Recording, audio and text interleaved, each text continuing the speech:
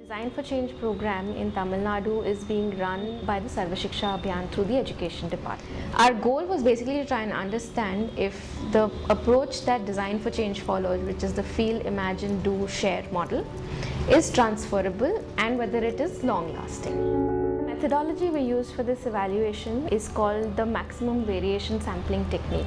Through this methodology, we then came up with over 100 projects, each of which was graded in a double-blind manner by 2 independent researchers. With regards to the findings that have emerged out of this study, the primary one has been that the FIDS, or the Feel, Imagine, Do, Share model, is a highly transferable and long-lasting model. We measured creativity using a single item from the Torrance test of creativity, which was a test which is classic and has been created about 5 decades ago.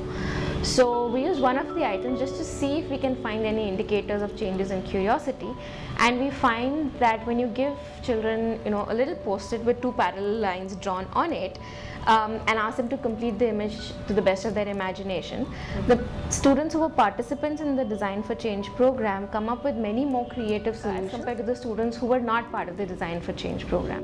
The students were given this issue that if you have a caste discrimination problem in your community, how are you likely to be solving it?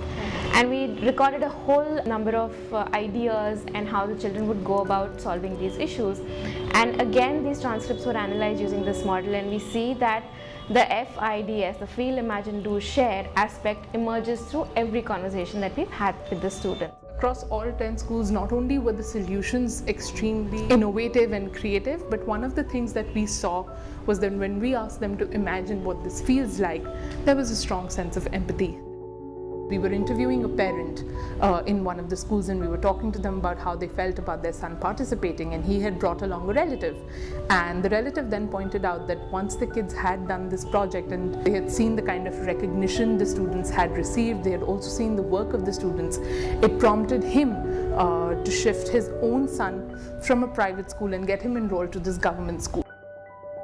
If you take the cost of teacher training, which is on average about 500 rupees per teacher, and you divide that in a very conservative manner to say 10 students being impacted through a teacher, which is actually on a very low side, then it is roughly about 50 rupees per student we're talking about.